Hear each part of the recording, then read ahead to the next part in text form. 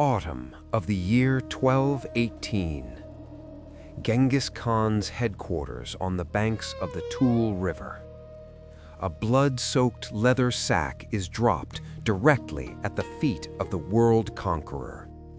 A dull thud shatters the perfect silence of the Khan's tent.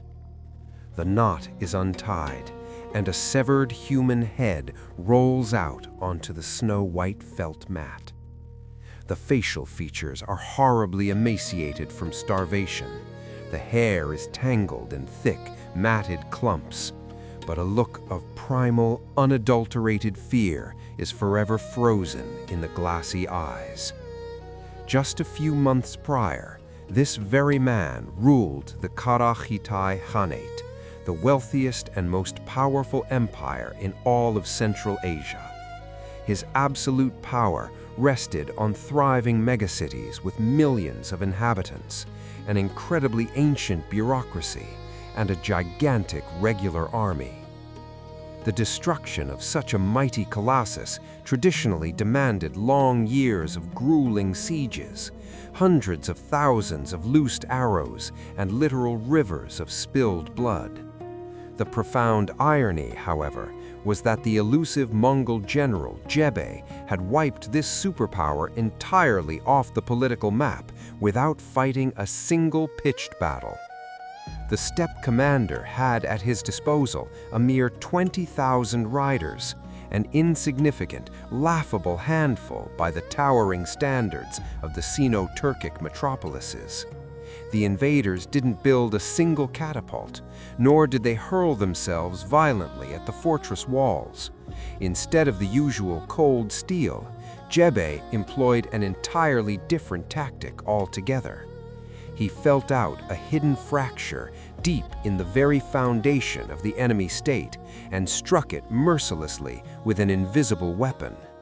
The general uttered just a few simple words, which spread through the foreign cities vastly faster than the plague. The effect surpassed absolutely all expectations.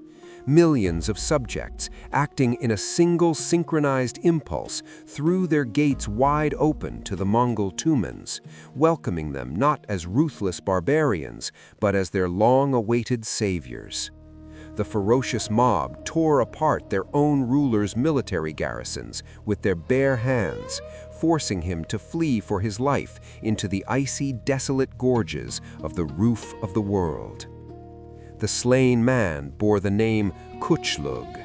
He was the crown prince of the Naimans, the son of the arrogant Trojan Khan, the very same monarch from our previous episode, whose allegedly invincible heavy cavalry crushed itself to death in a blind nighttime panic on the sheer rocky cliffs of Mount Nahu.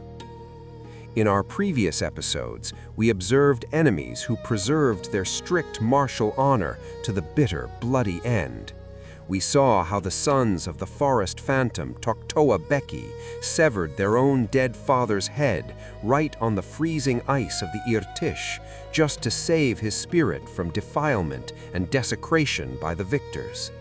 We followed the unyielding, unbreakable heroism of lone warriors.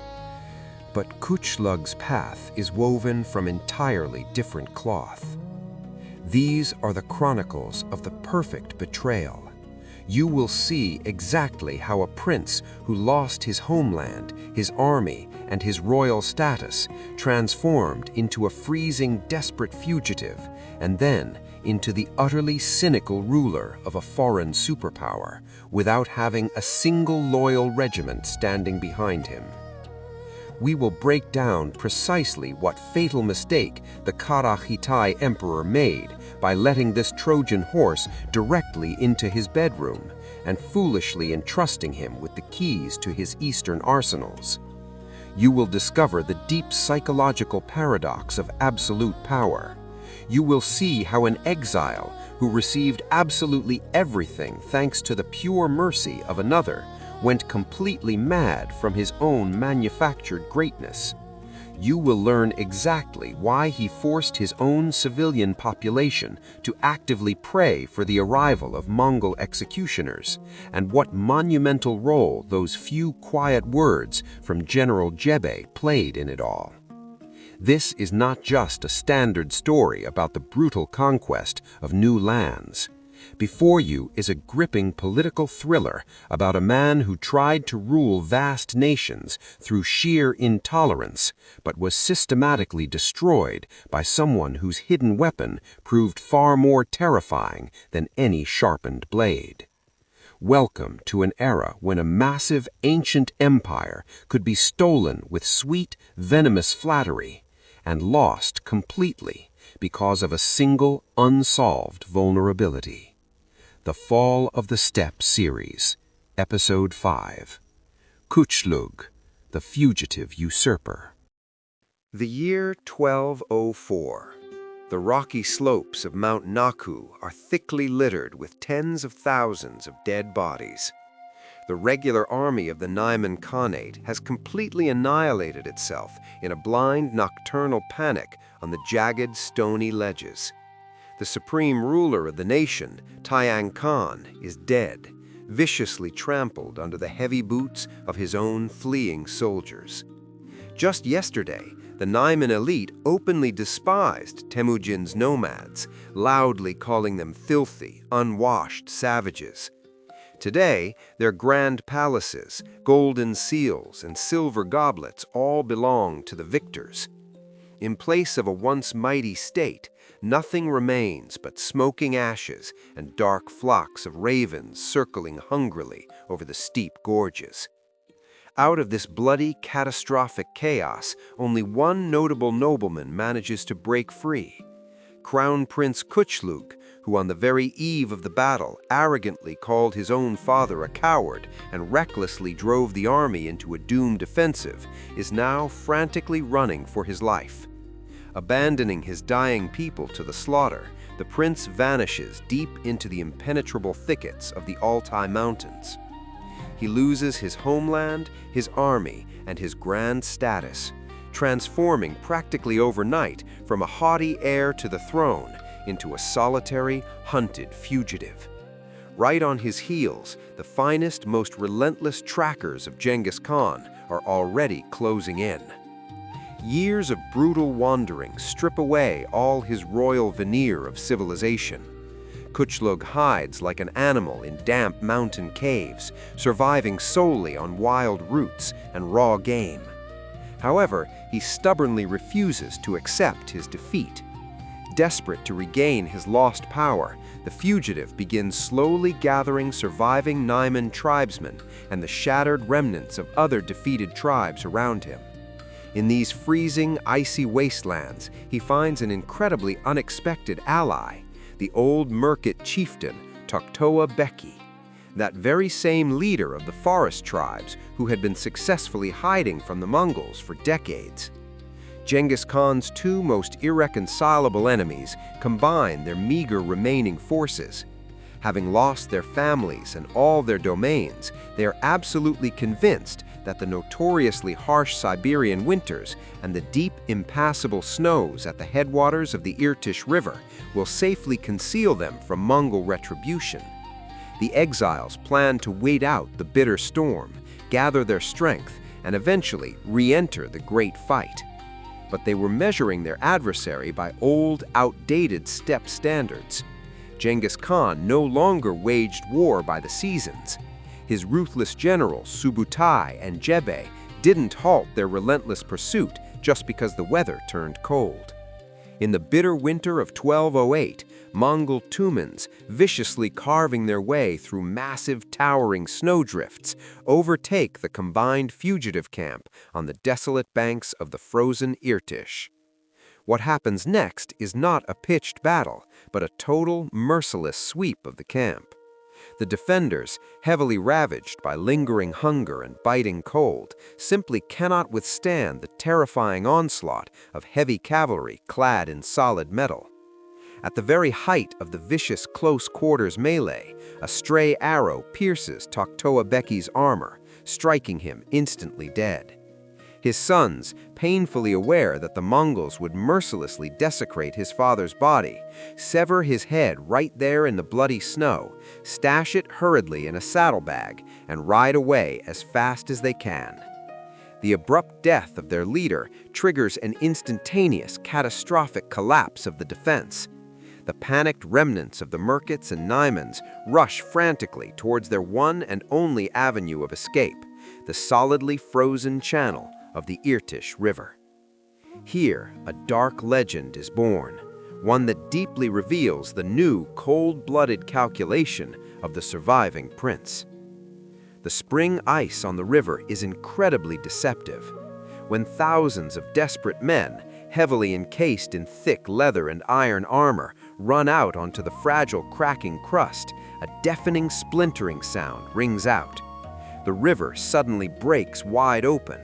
Hundreds of screaming warriors plummet straight into the icy, pitch-black water. Men thrash wildly in the freezing wake, violently dragging each other down to the muddy bottom in their sheer panic. The rapid current swiftly clogs with the drowning bodies of men and horses. Kuchlug watches intently as his last remaining allies drown in unspeakable agony. Any military commander of the old school would have frantically tried to organize a rescue or made a defiant final stand on the shore. But the prince coldly casts aside all ancient laws of honor. Observing the horrific catastrophe unfolding, he callously uses it to his own distinct advantage. The huge mountains of dead bodies, bound tightly by frost and jagged ice, form a massive natural dam in the river. This grotesque improvised dam of human flesh severely stalls the rapid advance of the heavy Mongol cavalry. The pursuers' horses slip, slide, and bog down terribly in this gory mess, losing precious, irreplaceable minutes. It is precisely across this horrific bridge made from the corpses of his very own soldiers that Kuchlug slips quietly to the opposite bank. He flees even further to the southwest, completely and permanently severing his ties with the past. He has not a single loyal Tumen left, no gold, and none of his former authority. Only a few dozen utterly exhausted, freezing bodyguards trudge miserably behind him through the blinding blizzards. One might easily think the grand story of the Naiman prince had finally come to an end. A man who has lost absolutely everything is surely doomed to fade away quietly in foreign lands. No one in the Great Steppe views him as a legitimate threat anymore. The escape certainly saved his life, but that life was now completely worthless without true power. He was a total nobody, lingering on the far periphery of a completely foreign world. He urgently, desperately needed a new foothold. Not just a ragtag band of mercenaries, but an entire functioning state, fully capable of shielding him from the terrifying shadow of Genghis Khan. And so he turns his ambitious gaze westward, staring directly at the borders of the immensely wealthy Kara-Khitan Empire. A man who doesn't even have 100 loyal soldiers standing behind him is actively preparing to steal an ancient, sprawling superpower.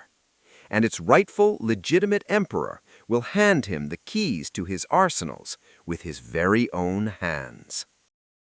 The year 1208. Leaving far behind the ice-bound banks of the Irtysh and towering mountains of dead comrades, Kuchlug relentlessly pushes southwest. After grueling months of wandering, the fugitive finally reaches the borders of the Kara-Khitan Empire, a massive state widely known in Chinese chronicles as Western Liao. Emerging from the wild, rugged Altai gorges, the prince steps into one of the most highly developed, cosmopolitan hubs of medieval Asia. The sweeping territories of eastern Turkestan and Jetisu thrive immensely on lucrative transit trade. Here, right alongside peaceful Buddhist monasteries and echoing Muslim mosques, a highly refined, meticulously structured Chinese bureaucracy operates flawlessly. The cities tightly control the most crucial, wealth-generating arteries of the Great Silk Road, and daily trade tariffs fill the overflowing treasury of Emperor Yelu-Jilugu, who proudly bears the grand title of Gur-Khan. Appearing humbly before the foot of his throne, Kuchlug doesn't look anything like a proud steppe chieftain, but rather like a starved, emaciated vagabond. The fugitive falls flat on his face, humiliatingly begging the great ruler for protection. The Gur-Khan's perspective is entirely pragmatic. On the eastern frontiers of his empire, Genghis Khan's realm is expanding at a terrifying rate, and the aging monarch desperately needs a living, breathing military buffer. This is precisely where the classic, fatal mistake of wealthy sedentary states comes into play. Yelu-Jilugu foolishly believes he can easily tame a stateless, desperate steppe nomad by generously giving him asylum and elevated status. The emperor is absolutely certain he is acquiring a loyal, incredibly grateful guardian of his borders. In stark reality, the monarch is personally opening his doors to the very man who will violently take his throne. The exile isn't looking for a generous new master. He is looking for a brand new empire. The Gur-Khan is actively bankrolling his own spectacular demise. He generously grants Kuchlug a high title, vast lands, and explicitly tasks him with gathering the scattered, broken remnants of the Naiman tribes. Yelu-Jilugu personally finances the rapid formation of a new border corps, entirely unaware that he is literally paying for a dangerous usurper's private army. Kuchlug acts methodically, without any rush. Casting off his frozen, filthy rags, he happily dons luxurious silk garments and masterfully adopts the delicate art of palace flattery. He makes the rounds with high ministers and wealthy aristocrats, totally charming the royal court with his supposed unwavering obedience. However, the ultimate, most devastating sabotage isn't executed in the loud halls of war councils, but in the absolute quiet of the imperial chambers. Historical chronicles and oral steppe legends assert that the hostile takeover of this foreign nation began with a flawless, perfectly executed romantic maneuver. Kuchlug managed to thoroughly charm Princess Hunhu, the beloved daughter of the Gur-Khan himself. The wild, untamed, deeply dangerous charisma of a prince who had survived dozens of brutal battles totally mesmerized the young woman who had grown up entirely in the sheltered, hothouse environment of the royal palace. By completely winning the heart of the exile, the prince rapidly attains the untouchable status of the emperor's official son-in-law. Legend has preserved the one specific detail that decided the outcome of it all. It was Princess Hunhu, heavily swayed by her new husband's passionate speeches about the urgent need to defend the state, who successfully persuaded her father to hand Kuchlug the master keys to the eastern arsenals. The argument sounded perfectly logical. The Naiman border guards desperately needed vastly better equipment to stand any chance against Genghis Khan. Yelu-Jilugu finally concedes. The heavy iron deadbolts of the storehouses are thrown wide open. Tens of thousands of Naiman, who just yesterday were dying of exposure and cold, suddenly receive gleaming steel armor, heavy draw bows, and elite purebred horses. A man who practically crawled to the gates of the capital with a pathetic handful of exhausted bodyguards legally acquires a massive, highly equipped regular army in just a couple of years. And this entire arsenal is paid for directly from the budget of the very country he is preparing to conquer. Why did such a wise, highly experienced ruler allow himself to be deceived so spectacularly? The reason lies deeply in a long-standing habit of strict administrative control. For decades, the Western Liao Empire kept its various vassals tightly in line through a complex, reliable web of political intrigues, hostages, and heavy gold. The Gur-Khan arrogantly believed he held his son-in-law firmly on the unbreakable leash of family ties and total financial dependence. the emperor critically failed to consider one crucial detail. A man who literally paved his path to salvation directly over the fresh corpses of his own soldiers on the Irtysh had long since stopped playing by any recognized rules of state ethics. Kuchlug had deeply absorbed the main terrifying lesson of his great enemy, Genghis Khan. Real power is not earned through polite bowing. It is taken by raw, uncompromising force. The fugitive absolutely didn't need to build towering siege engines and violently storm impenetrable walls if he could just legally marry directly into the keys to the imperial treasury. The former outcast had successfully attained immense wealth, a fiercely devoted army, and the absolute highest possible status. He had seamlessly integrated himself right into the state system of the Kara-Khitan. It seemed the miraculously rescued prince should forever serve as a loyal, unyielding shield for his great benefactor. The geopolitical situation had stabilized, and Kuchlug had everything he needed for an incredibly comfortable, luxurious life at court. But staying in the permanent shadow of his aging father-in-law meant depending on someone else's fickle mercy forever.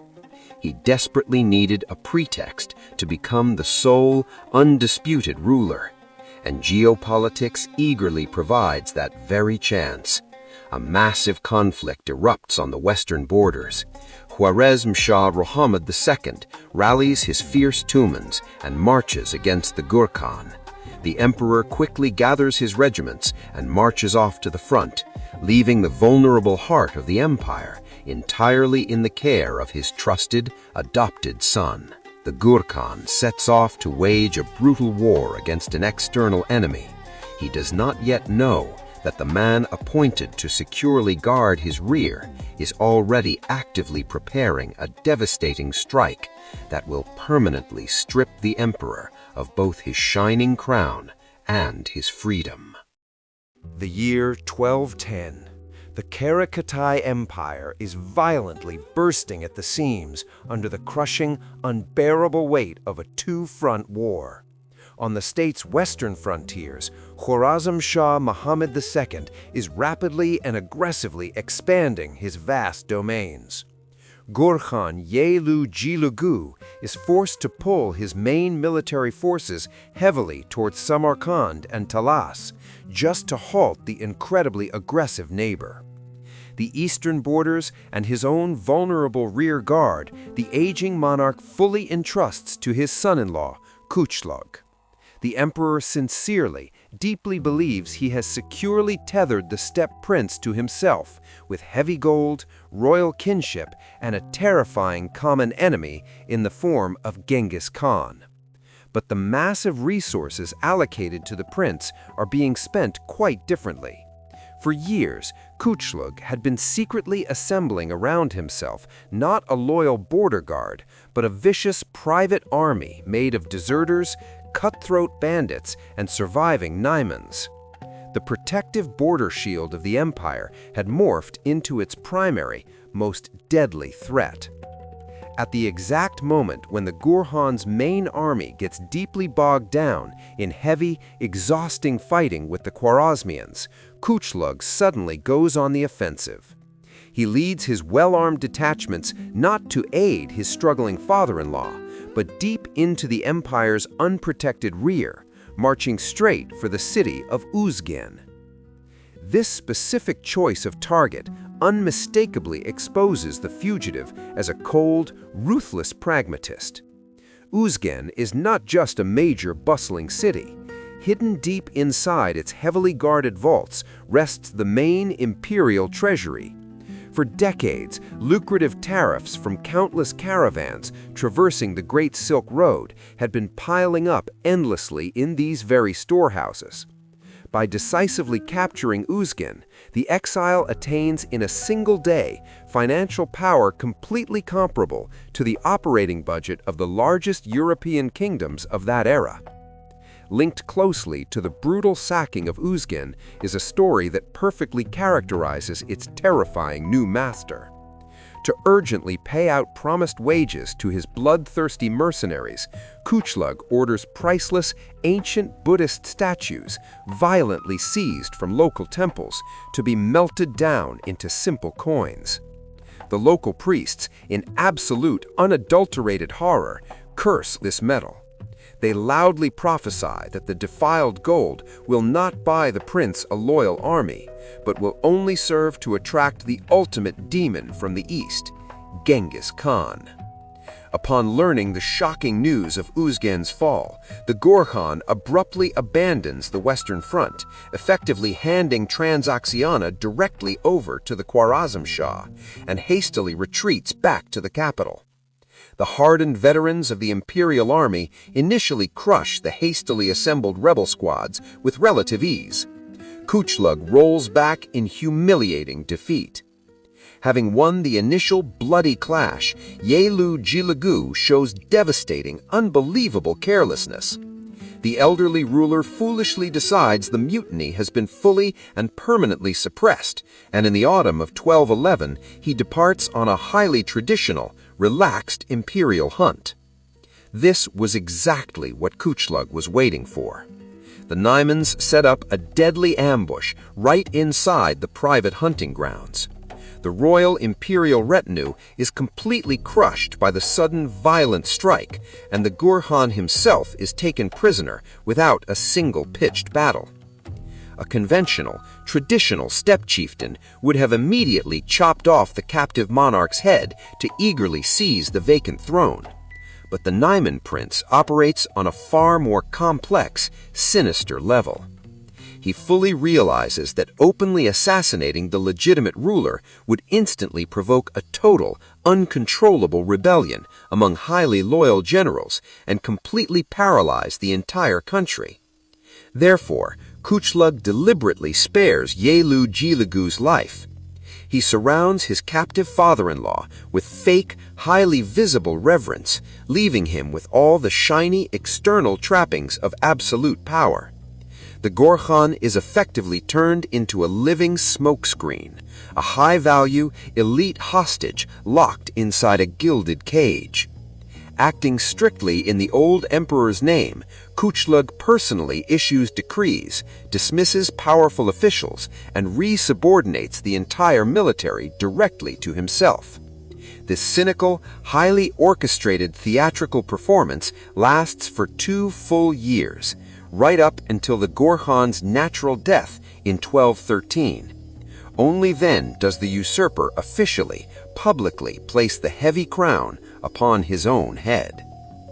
The desperate fugitive who was once freezing to death in the cracked ice of the Irtysh had reached the absolute, undeniable summit. He had taken total possession of a highly developed civilization, supposedly impregnable strongholds, and devastating heavy cavalry. The basic underlying logic of survival dictated one very clear path. It was urgently, vitally necessary to consolidate the fractured society, build massive defensive lines, and prepare extensively for the entirely inevitable invasion of the Mongol Tumans. Genghis Khan simply does not forgive surviving enemies. But absolute, unchecked power severely distorts his reason. Instead of uniting the vast country in the face of the encroaching, terrifying horde, Kuchlug strikes a devastating, incomprehensible blow against his very own population. The usurper's completely unhinged decision will force millions of terrified citizens to actively pray for Genghis Khan's arrival as their one and only salvation. The year 1213. Following the quiet death of Yelu Jilugu in his honorable captivity, Kuchlug definitively drops the false mask of the respectful, obedient son-in-law. The fugitive, who had miraculously avoided a frozen death in the icy waters of the Irtysh, officially crowns himself the supreme ruler of the Kara-Khitan Khanate. Under his direct, unquestioned control fall the thriving trade megacities of eastern Turkestan, Kashgar, Yarkand, and Khotan. He now fully commands massive regular armies and tightly controls the main life-giving arteries of the Great Silk Road. A man who had literally lost absolutely everything now single-handedly governs a sprawling state with a population easily numbering in the millions. The incredibly tense geopolitical landscape demanded supreme, calculating pragmatism. In the east, Genghis Khan was systematically grinding down rebellious tribes, while in the west, Khwarezm Shah Mohammed II was actively preparing for a massive war. It was absolutely vital for the new ruler to urgently rally society together, firmly earn the loyalty of the local nobility, and heavily fortify the state's vulnerable borders. But absolute power heavily warps one's perception of reality. A usurper who stole the throne through vile betrayal sees bloody treason hiding in every dark corner.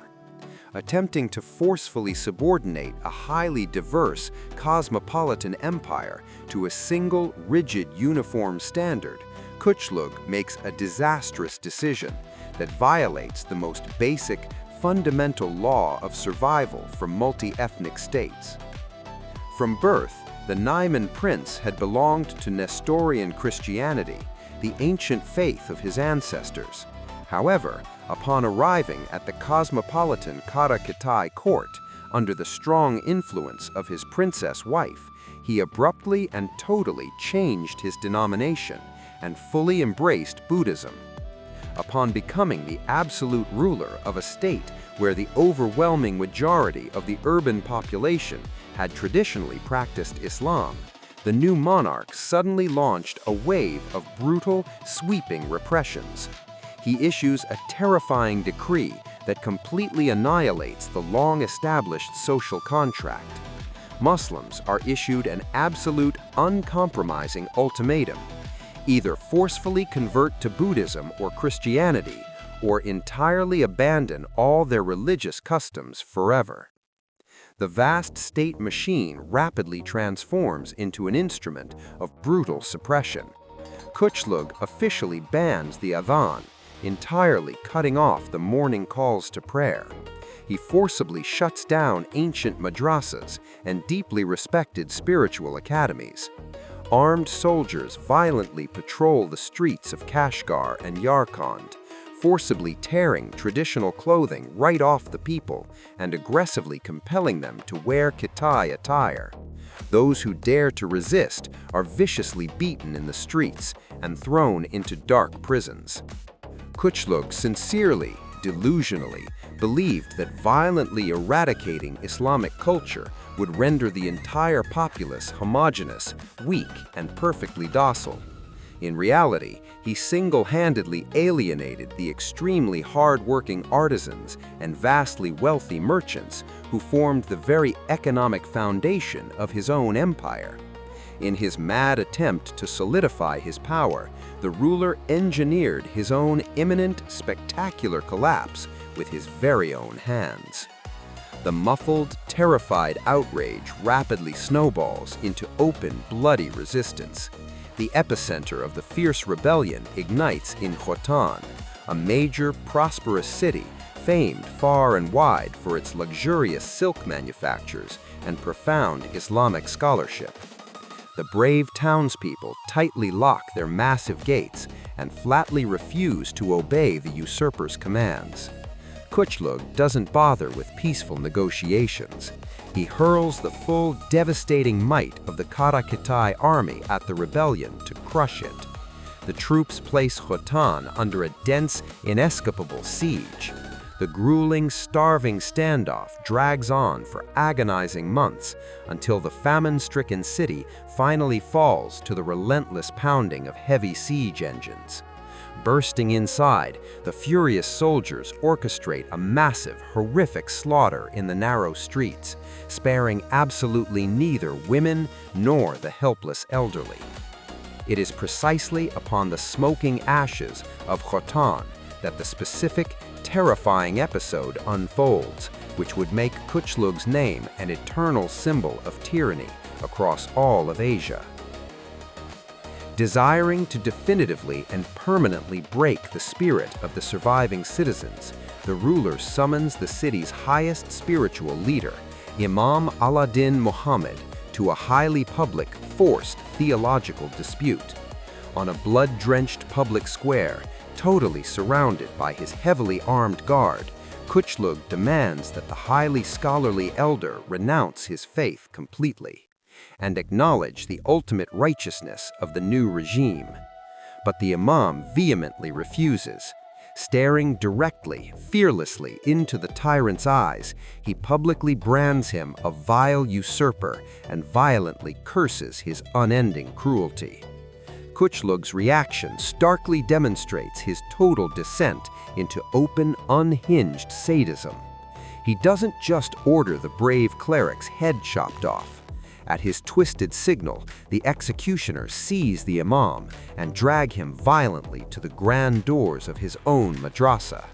Right on the massive carved wooden doors, the chief Islamic scholar of Khitan is brutally crucified, with incredibly long iron nails driven straight through his tearing flesh. The horrifying testimonies of chroniclers state that the crucified imam died in excruciating, mind-numbing agony over several agonizing days, right before the traumatized eyes of the entire city. The smeared blood on the temple doors became the defining, terrifying symbol of the new order. Kuchlug is utterly triumphant. The streets fall dead silent, the towering minarets sit empty, and the terrified population is too afraid to even step out of their homes. The usurper is absolutely convinced of his own invulnerability. He has at his disposal a highly powerful army, mountains of gold from plundered treasuries, and any small pockets of discontent have been mercilessly crushed. However, religious terror always carries one massive, incredibly dangerous side effect. It pushes people right to the absolute brink, past a line where they become entirely willing to accept absolutely any external force just to rid themselves of their current tormentor. Through his very own hateful decrees, Kuchlug turned millions of embittered, suffering subjects completely against himself, subjects now holding their breath in desperate anticipation of a spark. Far to the east, beyond the towering snow-capped ridges of the Tian Shan, Genghis Khan was keeping a very close, highly calculating eye on the deteriorating situation in the neighboring realm. The world conqueror flawlessly spotted his enemy's fatal vulnerability. To successfully capture this colossal empire, he no longer needed years of exhausting sieges, complex engineering machines, or blood-soaked assaults. He merely needed to hold a tiny match to a state already completely soaked in highly explosive gunpowder. The greatest Mongol general, Jebe, would embark on this incredibly critical campaign, not with a drawn sword, but with a single, incredibly short decree. And this single order would compel a foreign empire to violently tear its own ruler to shreds with its very own hands. The year 1218. News of Kuchlug's horrific religious terror easily crosses the snow-capped ridges of the Tian Shan and finally reaches Genghis Khan's headquarters. The world conqueror is actively preparing for the most massive, ambitious campaign of his entire life, the total invasion of the Khwarezmian Empire. He vitally, urgently needs a completely secure, peaceful rear to his southwest, not some protracted, draining war against the heavily fortified cities of the Kara-Khitan Khanate. To completely eliminate the usurper, the Khan allocates a mere 2 tumens, just 20,000 riders. Jebe is highly appointed to completely command the expedition. That very same legendary commander who once nearly killed Genghis Khan with a single, perfectly aimed arrow. You are already thoroughly familiar with him from our previous episodes. If you really think about these wildly disproportionate numbers, the task seems borderline suicidal. 20,000 light cavalrymen are aggressively marching against a massive state whose population numbers deeply in the millions and whose heavily armed garrisons in Kashgar and Balasagun alone consist of tens of thousands of soldiers. In an open confrontation or a classical siege, Jebe's small detachment would simply evaporate completely amid the vastly superior enemy forces. Kuchlug, upon learning the meager size of the attacking force, didn't even consider it necessary to summon a general mobilization.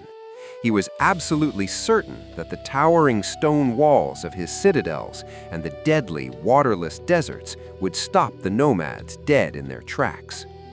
The usurper assumed his grip on power was rock solid, as the local population was seemingly paralyzed by deep fear after the mass repressions and brutal crucifixions.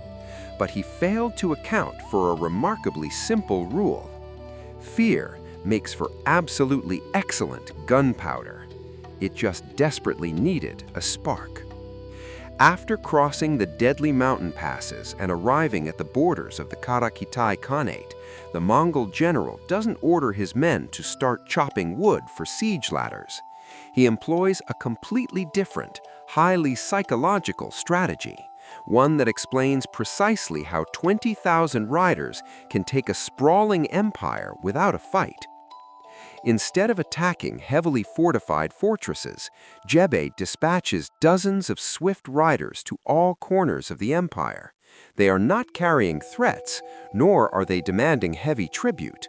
They bring a simple decree consisting of one very brief, brilliant phrase: "Let each man pray to his own gods and keep the religion of his fathers in peace." These simple words proved far more terrifying than massive catapults. In a country where for the past 5 agonizing years, Kuchlug had violently forced Muslims to renounce their faith, shut down their mosques, and crucified their imams, Jebe's decree served as the ultimate, undeniable signal for total rebellion. Jebe backed up his brilliant decree with ironclad military discipline. He strictly, fiercely forbade his warriors from looting mosques, insulting clerics, or even entering the homes of Muslims. For the slightest hint of looting, the guilty party was immediately executed on the spot in front of the ranks, with absolutely no right to make excuses. A fascinating detail survives that perfectly conveys Jebe's brilliant calculation. Legend clearly says that before entering the bustling suburbs of Kashgar, the commander ordered all his archers to file the iron arrowheads completely off their arrows. This sent a crystal-clear message to the desperate locals. The Mongols had come to kill strictly those who wore Kuchlug's armor. The peaceful civilian population was in absolutely no danger. The so-called barbarians from the east acted not as greedy conquerors, but as the supreme guarantors of absolute justice. The plan worked instantaneously. Millions of people, harboring deep, festering hatred for the vile usurper, erupted in total, uncontrollable revolt. The massive empire collapsed completely in just a few short weeks. Local residents eagerly took up arms themselves, butchered any garrisons loyal to Kuchlug, and threw their heavy city gates wide open to the Mongol Tumans. The grand capital of Balasagun and the vital city of Kashgar surrendered completely without a single shot fired from the besiegers. Kuchlug's soldiers, completely deprived of popular support and totally demoralized, began to desert en masse, actively crossing over to the side of the violently rebelling townsfolk. The man who, 15 years prior, had betrayed his own father and then stolen a foreign superpower, lost it all in the blink of an eye. He wasn't even graced with a final pitched battle. His own subjects chased him violently out of the cities, leaving him absolutely no chance for salvation. The empire has completely collapsed, but Kuchlug once again slips away from imminent death. Leaving far behind his stolen golden palaces and his entirely evaporated army, he flees in pure panic to the south, toward the towering snow-capped peaks of the Pamirs and Badakhshan.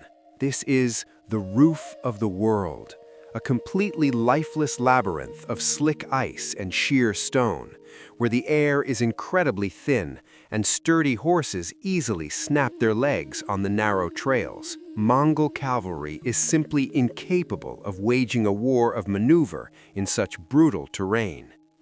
It seems the desperate fugitive has found the perfect natural hideout, a place no pursuer will ever reach. Jebe, however, had absolutely no intention of storming the mountains. Where bows and swords are utterly powerless, the Mongol general unleashes his final weapon. He will strike a deal with local hunters, a deal that will permanently close the Naiman prince's bloody account. Autumn of the year 1218. The Pamir Mountains, the unforgiving region of Badakhshan. The locals refer to these massive snow-covered ridges as the roof of the world.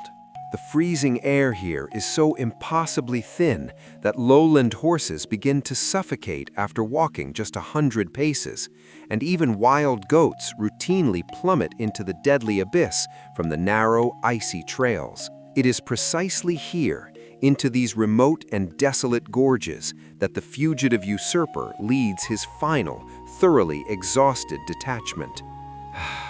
A man who just that summer was commanding millions of subjects and freely draining the treasuries of ancient megacities is now surviving entirely on dry, bitter roots. His luxurious silk imperial robes have been completely reduced to filthy, freezing rags. Kuchlug is hiding in the Sadeg Chopan Valley, a literal towering stone box with no thoroughfare to escape through. The son of the arrogant Tayang Khan, once totally accustomed to spacious pavilions and armies of loyal bodyguards, now desperately hopes that raw geography will serve as his only shield. General Jebe brings his two Tumens directly to the rocky foot of the mountain range.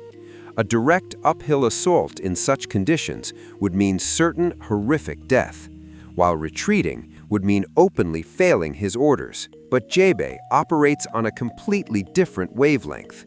The Mongol strategist understands deeply, where cold steel is totally useless, a profound knowledge of human nature gets the job done. Instead of trying to scramble up the deadly glaciers, he dispatches swift envoys to the local Badakhshan hunters. These hardened mountain men couldn't care less about grand geopolitics or Genghis Khan's sprawling ambitions. They make their harsh living purely by hunting fur-bearing beasts. And so, Jebe simply offers them the single most valuable piece of game of their entire lives. The Persian historian Atta Malik Juvaini preserved the exact terms of this historic deal. Jebe announces clearly to the hunters, "These men are fugitives who have slipped from our grasp. If you capture their leader and hand him over to us, we will ask absolutely nothing more of you, and we will pay you exceedingly well." Just a few days later, the tough mountain men who knew every single animal trail by heart successfully tracked down the fugitives' freezing camp. There was no dramatic, epic final showdown. A group of simple, hardened hunters in rough animal skins hogtied the former ruler of the Kara-Khitan with extremely stiff ropes of horsehair. The usurper was dragged roughly down from the mountains, slung over like a captured snow leopard, and traded happily for Mongol silver at Jebe's forward patrols. The commander didn't bother with drawn-out interrogations or dragging the miserable captive all the way back to Karakoram to face Genghis Khan. The brutal sentence was carried out immediately, right there on the rocky slope. One swift swing of a saber severed Kuchlug's head entirely from his shoulders. However, the violent death of the usurper was only the beginning of a massive political operation.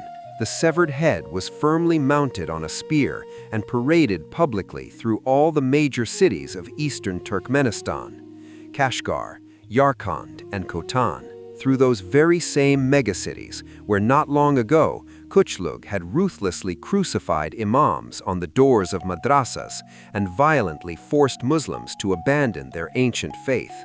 The sheer sight of the tyrant's dead, glassy eyes worked far better than any peace treaty ever could.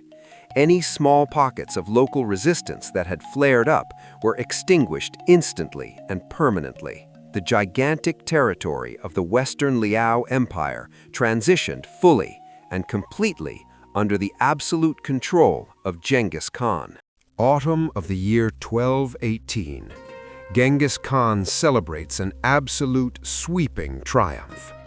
The final, lingering ghost of Naiman arrogance has been entirely destroyed.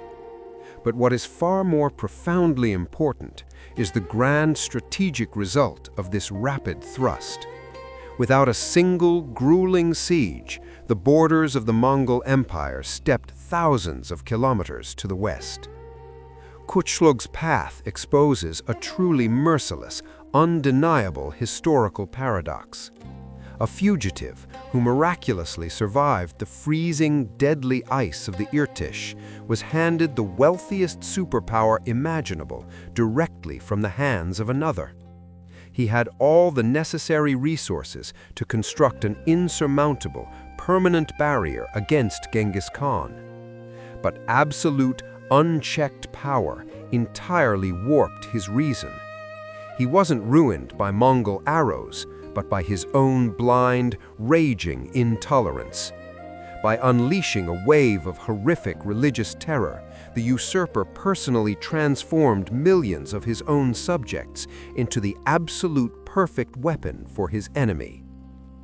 Jebei's legendary campaign proved definitively that a simple decree granting freedom of religion can crack open mighty citadels vastly faster than any siege engine. Those whom the sedentary world contemptuously dismissed as mindless, brutal savages demonstrated an absolutely terrifying capacity for brilliant political calculation. However, this bloodless, incredibly swift triumph in the West served merely as the backdrop for a blood-soaked catastrophe aggressively brewing in the East.